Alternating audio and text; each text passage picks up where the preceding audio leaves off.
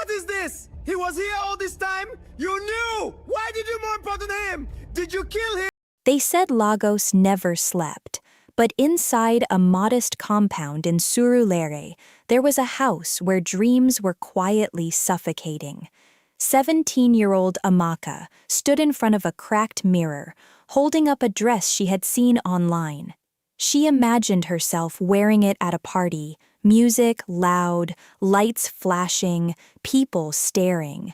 Then she dropped it onto the bed because she knew the answer already.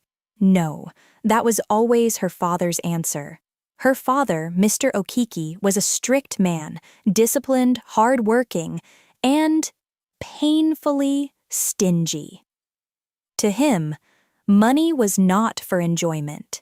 It was for survival, for bills, for emergencies, for serious things, not for dresses, not for outings, and definitely not for a teenage girl who, in his words, had no idea how hard life was.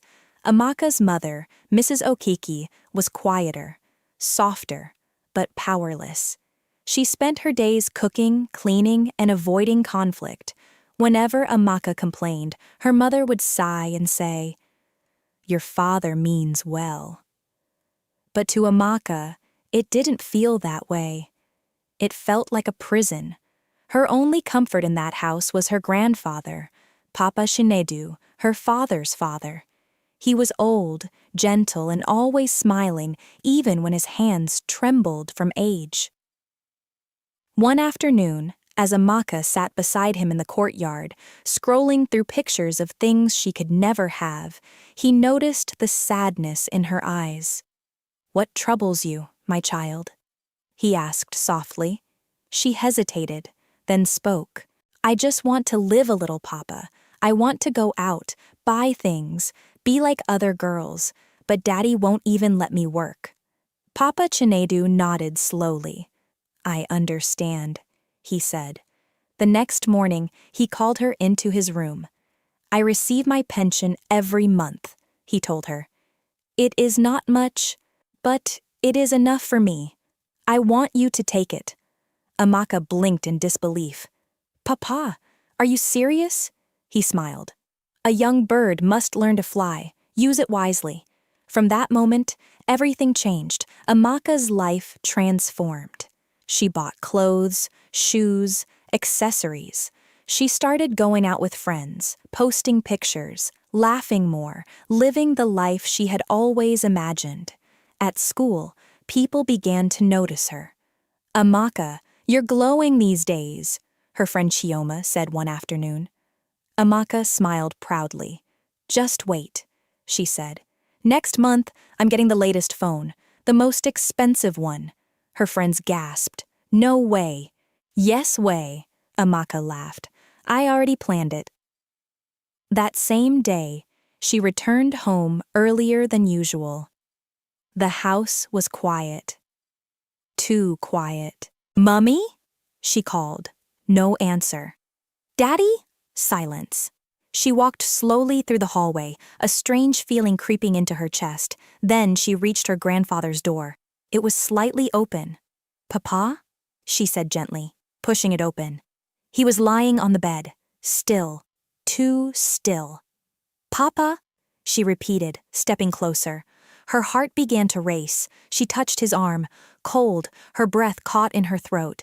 "No, no, no, no." She shook him slightly. "Papa, wake up." Nothing. The room felt like it was closing in on her. Her mind began to spin. He was dead. Her grandfather was dead. And suddenly, another thought crept in. Sharp. Dangerous. The pension. Her chest tightened. "If Papa is gone," she whispered to herself. "The money is gone, too." She stepped back, shaking. "No, I can't. I can't go back to that life. Her father would never give her money. He would never let her work. Everything she had just gained would disappear." Her eyes slowly moved back to the lifeless body on the bed. Then something changed inside her. Fear turned into desperation, and desperation into a decision. That evening, before anyone returned home, Amaka dragged her grandfather's body out of the house. Her hands trembled. Her heart pounded so loudly she thought the neighbors could hear it, step by step. She pulled him into the small wooden shed behind the house. The air inside was thick and dusty. She laid him down on the floor, covered him with old cloths, and shut the door. Her entire body was shaking. "I'm sorry, Papa," she whispered. I just need a little more time." When her parents returned, she acted normal. She raised the alarm. "Daddy, Papa is missing!" Panic spread through the house. Mr. Okiki called the police immediately. "My father is gone," he shouted into the phone. Days turned into weeks. Searches were conducted. Questions were asked, but Papa Chinedu was nowhere to be found, except he was. Just a few steps away, hidden in the shed, and every month, Amaka continued to collect his pension. At first, it felt like survival. Then, it felt like freedom. She went to parties. She bought the phone. She lived the life she had always dreamed of. But every night, when the house became quiet, her thoughts returned to the shed, to the truth she had buried, and the grandfather who could never forgive her. One afternoon, unable to ignore it any longer, she walked slowly toward the shed. Her hands trembled as she opened the door. The smell hit her instantly. Rotten, heavy, unbearable. She covered her nose, tears filling her eyes. "Papa, I'm so sorry," she whispered. But this time, the silence felt different, like something was about to change. Like something was coming. Amaka stood frozen in the doorway of the shed. The smell wrapped around her like a punishment she could no longer escape. Her eyes watered, her chest tightening as she stared at what was left of Papa Shinedu. This was no longer the gentle old man who smiled at her in the courtyard. This was the consequence of her choice. "I didn't mean for this," she whispered, her voice shaking. I just wanted a better life." Her words disappeared into the thick, suffocating air. For a moment, she thought about running, closing the door, pretending none of this existed. But deep inside, something had already started to break. The guilt, the fear, the weight of knowing. It was becoming too much. She took a step forward, forcing herself to look again. "I'll fix this," she said quietly. "I'll tell them. The door behind her suddenly creaked. Amaka froze. Her heart skipped a beat. Slowly, she turned around, and there, standing at the entrance of the shed, was her father, Mr. Okeki. His eyes moved past her, to the ground, to the body, and in that moment, his entire world shattered. For a few seconds he said nothing. He just stared. Then his face twisted in horror. "Amaka!" His voice came out low, trembling. "What is this?" She couldn't speak. Her mouth opened, but no words came out.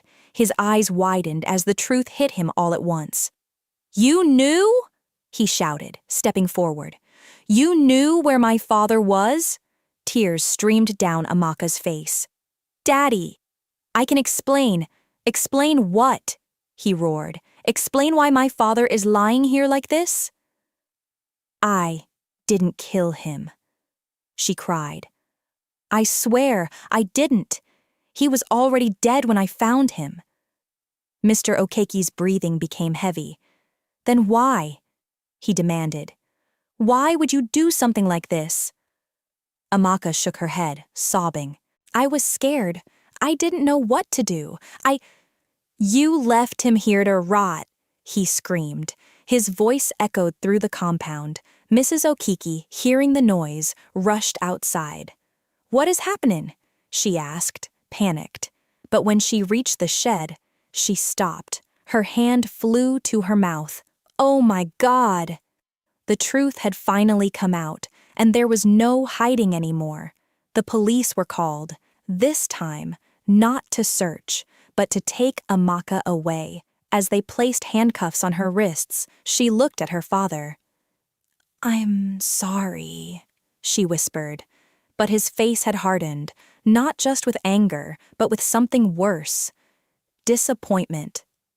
At the station, the story spread quickly. A girl, a dead grandfather, a hidden body, a pension still being collected. It didn't take long before she was taken to court. The courtroom was packed. People whispered as she was brought in. That's her. How could she do that? Wicked girl. Amaka kept her head down. She couldn't bear the weight of their eyes. When the judge entered, the room fell silent. The case was presented. The evidence was clear. The body, the timeline, the pension records. Then it was her turn to speak. Her hands trembled as she stood. "I didn't kill my grandfather," she said, her voice barely steady. "When I came home that day, he was already dead." There were murmurs in the courtroom. "I was scared," she continued. "I knew my father would never give me money. He never even allowed me to work. And Papa was the only one helping me." Her voice cracked. "I made a terrible mistake. I hid him because I didn't want to lose everything. I just wanted to live like other girls, just for once." Silence filled the room. Even the whispers had stopped. The judge looked at her carefully, then at the documents, then back at her. After reviewing the medical report, it was confirmed. Papa Chinedu had died of natural causes. Amaka had not killed him, but what she had done was still a crime. The judge spoke firmly. "You are not guilty of murder," he said, "but you are guilty of concealing a body and fraudulently receiving pension funds." Amaka closed her eyes. "I understand," she whispered. "You will not serve prison time." The judge continued, "But you will pay a heavy fine, and this record will follow you." The gavel struck, and just like that, it was over. When she stepped out of the courtroom, the sunlight felt different, not warm, not comforting, heavy. Her father stood a few steps away. For a moment, neither of them spoke. Then Amaka gathered the courage to look at him. "I'm sorry, Daddy," she said again. This time, her voice was quieter, more broken. Mr. Okeke sighed deeply. "You made a terrible choice," he said, "one that brought shame to this family." Tears filled her eyes. "I know." He looked at her for a long moment. Then, unexpectedly, his tone softened. "But I also failed you," he added. Amaka blinked in surprise. "I was too strict," he continued, "too controlling. I thought I was protecting you, but I never listened to you." She didn't know what to say. "Forbidding you from working, from learning responsibility. That was my mistake too." Amaka's chest tightened. "So what happens now?" she asked softly. Mr. Okeke took a deep breath. "You will work," he said. "You will earn your own money. You will learn the value of it." Her eyes widened slightly. "You mean, you'll allow me?" He nodded. "But this time," he added, "you will do things the right way." Amaka wiped her tears. "I will," she said. "I promise." And for the first time in a long time, that promise felt real. The road ahead wouldn't be easy. The shame, the whispers, the consequences, they would follow her. But this time, she wouldn't run from them. She would face them, earn her own life, build something honest. Because she had learned in the hardest way possible that shortcuts don't lead to freedom. They lead to consequences. And sometimes, those consequences never truly leave. I hope you enjoyed the story.